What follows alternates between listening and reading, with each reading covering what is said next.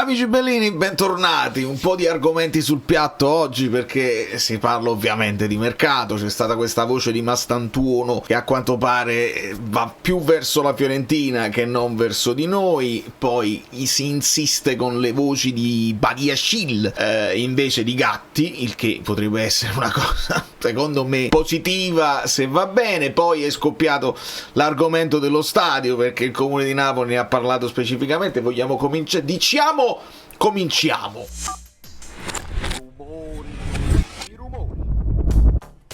Diciamo 18. E quindi diciamo Perché poi ho fatto un video a parte, posterò non posso non citarli, mi sembra giusto, quindi in giro per il web, perché la presentazione del progetto per la ristrutturazione capostaff perché bisogna dirlo bene, il nuovo stadio Maradona è un lavorone, se vogliamo, però poi bisogna capire cosa porterà come conseguenza e lo affronteremo a fine video. Voglio ragionarci insomma insieme a voi. Bentornati, benvenuti, iscrivetevi al canale perché domani c'è la partita e come sapete io proverò a fare indegnamente una telecronaca per vedere come ci stiamo muovendo. Ci spostiamo perché uno degli argomenti che sicuramente è del giorno è la nuova maglia, la terza maglia, la maglia rossa ma com'è brutto. Aspetta, fammi perché poi ci sono delle cose che continuano a non piacere. Allora, come anticipato, non da me, però da Footy Headlines, insomma, che sono molto molto precisi quando fanno delle indiscrezioni sulle maglie, il Napoli omaggia il passato spostando il logo e lo sponsor tecnico, come avveniva in alcune maglie con Maradona anche dentro, sia Buitoni che Mars. Insomma, ci sono vari esempi e questa maglia, secondo me, molto semplice, molto efficace. Sto leggendo che a qualcuno non piace, ma in generale se rispetto agli altri anni molti sono entusiasti, altri stanno dicendo sono maglie che non mi fanno impazzire. Secondo me nella sua semplicità questa maglia funziona e ripeto, avere un logo riconoscibile che è solo tu, lo sponsor che è solo tuo, è riconoscibile, tu puoi fare quello che vuoi. E infatti anche la maglia dei portieri con un verde molto particolare secondo me è piacevole e grida Napoli, è una maglia che grida Napoli a prescindere dalle colorazioni, dallo stile e dalle varie possibilità. A me piace, insomma, c'è il richiamo al passato come è giusto che sia, e il fuoco diciamo è quello che c'ha, è di una montagna piena di fuoco che è il nostro Vesuvio. Insomma, si può raccontare come volete. E poi se saliamo c'è roba ancora più bella della maglia, e cioè Scott che dispensa sforbiciate, rovesciate. Hanno giocato tipo calcio tennis credo qua, e ci sono state un po' di cose. Ho avuto il mio inviato direttamente da Castel di Sangro che mi ha potuto dire, mi ha raccontato anche mentre io dormivo, che ha preso una botta McTominay. Si spera ovviamente niente di grave, chissà se probabilmente lo vedremo domani in campo, però non rischiamo perché poi tutto si basa su di lui. E quindi un McTominay che rappresenta tutto quello che possiamo sperare, perché se ci mancano gol ci pensa McTominay, se ci mancano muscoli a centrocampo ci pensa McTominay, se devi occupare un buco in un'altra zona del campo lo fa McTominay, e quindi McTominay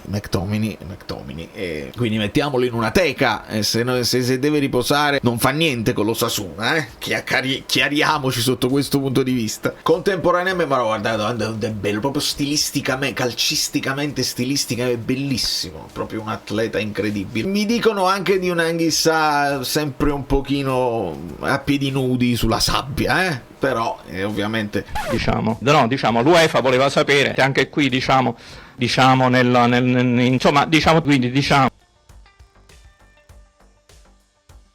non sapremo mai se si sta gestendo, se è una questione di precampionato, che poi alla fine lo faceva anche in partita, in alcune partite stradominante, in altre sembrava insomma corricchiare, e là diventa difficile. Sto anche leggendo insomma di allenamenti progressivamente più duri. Ricordate all'inizio come avete detto, molto con la palla, Allegri a differenza di no, mo stanno faticando giustamente perché bisogna entrare in forma e bisogna anche durare. Questa è l'importanza abbastanza, perché la stagione, come sapete, è lunga e ci sono le 3 competizioni, quindi Allegri non può bissare quella che è stata la preparazione del Milan, dove comunque sono crollati nel finale. Il Napoli non può fare così, il Napoli deve prevedere le 3 competizioni e non può crollare, anzi deve arrivare in massima forma nei momenti, insomma, bisogna cominciare bene, perché il calendario ci porta delle sfide toste subito, quindi serve cominciare bene per prendere quella fiducia, per dare credibilità a tutta la squadra e poi continuare. Ovviamente una stagione interessante e difficile. Per quanto riguarda il mercato, ovviamente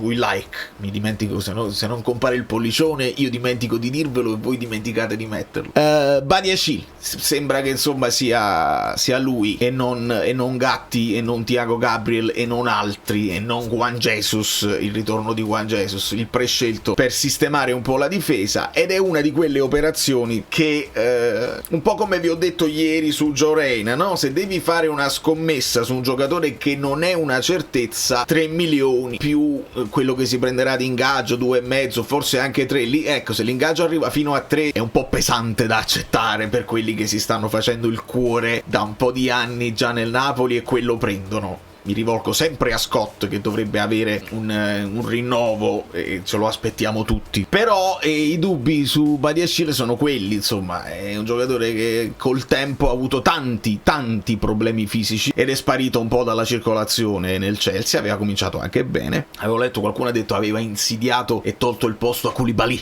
per un periodo nel Chelsea, però io non sono tornato lì indietro a vedere, anche perché ci interessa l'oggi. Il ieri di Badiashile era ottimo, è l'oggi che ci interessa, e sicuramente metti un po' più di esperienza dentro, e se fisicamente regge, bene, voglio dire. Se invece non regge fisicamente e lo vediamo un pochino macchinoso, là bisognerà fare di necessità virtù con quelli che hai, i Rafa Marini, i Marianucci, gli Olivera adattati, insomma questa è la situazione. Per quanto riguarda gli altri ruoli, le voci su Ceballos confermano che se il Napoli aspetta troppo probabilmente lo perde. Io lì non mi strappo i capelli, chiariamoci, perché anche lì problemi fisici, anche lì era una scommessa da vincere dove non devi spendere troppo, e se pensi di riuscirlo a prendere magari a gennaio gratis è un conto e mi va benissimo, ma se devi sostituire Lang con Ceballos che non ti dà comunque garanzie, onestamente sarebbe bene mettere le proprie energie su altre cose, secondo me. Quindi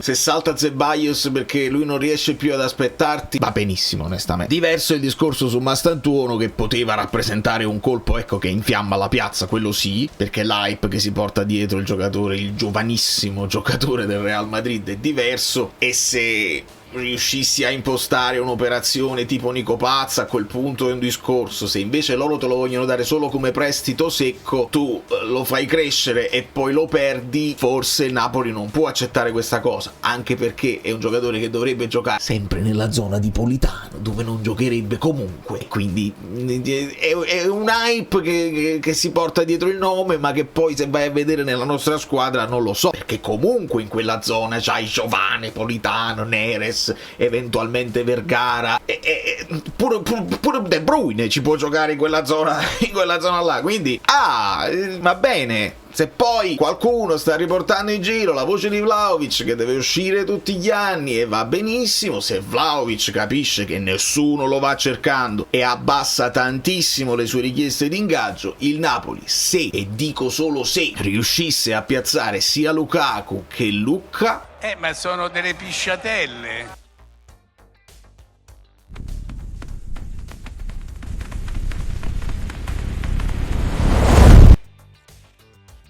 io non lo escludo che a Manna possa piacere, che ad Allegri possa andare bene e che anche a lui possa andare bene la scelta. A quel punto però 3-5-2, 4-4-2, 1-1-2-3-4-2, cioè a quel punto devi giocare con 2 attaccanti, li devi avere entrambi, perché non è che Vlahovic può fare la riserva di Højlund, né Højlund gli puoi fermare la crescita per far giocare Vlahovic, chiariamoci. E a quel punto diventerebbe interessante, perché secondo me è un'operazione tra poi ci saranno i famosi bonus alla fine, là c'ha persa K, cioè pensava di avere chissà quali libero e nessuno se lo va a prendere, quindi se abbassa la cresta e decide di ripartire possiamo sognare, perché il tifoso ha anche bisogno di sognare qualcosa di imprevedibile che può succedere sul mercato. Gli idoli sono importanti. Vedi? Mi fanno sapere proprio in diretta, è proprio Aurelio De Laurentiis che non aveva intenzione di rinforzare una diretta concorrente andando a prendere Gatti. Allora, cioè, li rinforzavi perché sei consapevole che Gatti è scarso, e se gli dai soldi per Gatti loro poi si rinforzano veramente. È bella sta cosa. Non lo so se Sky Sport l'ha indovinato oppure no, ma ringraziamo il presidente e chiediamo al presidente, ma con questa storia dello stadio, per chiudere il discorso con questo video, insomma, che succede? Perché Manfredi, il sindaco, ha fatto intuire che aumentano i costi anche per avere la concessione dello stadio e potrebbero aumentare poi i ricavi. Quindi se poi De Laurentiis, dice il sindaco, vuole fare lo stadio suo e vuole fare la cosa, noi non ci opponiamo. Ma sono le solite schermaglie comunicative, perché se tu spendi 200 milioni per aggiustare lo stadio,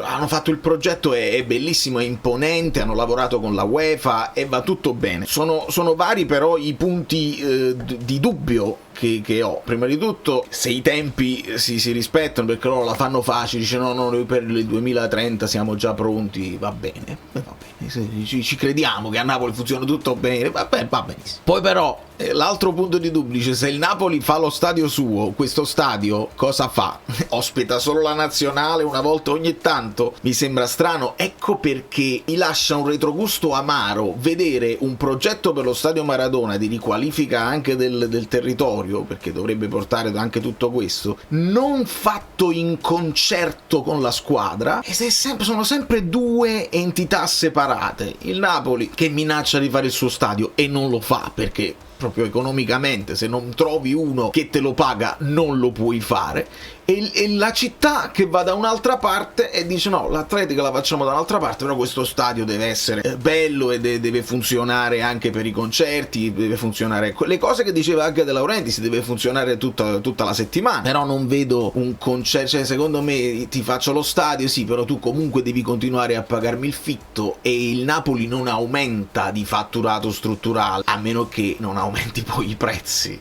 a dismisura di quelli che sono gli eventi sportivi, e a quel punto non lo so, il calcio diventa sempre più uno sport d'élite e sarebbe bene che insomma si cominciasse a ragionare sulle strutture che riesci a fare, e si dovrebbe cominciare dal centro sportivo, che poi piano piano ti porta dei benefici a lungo termine. Sono benefici che forse noi non vedremo, ma che potranno vedere i nostri figli, i nostri nipotini. Gesù, è arrivato un gong al ritiro.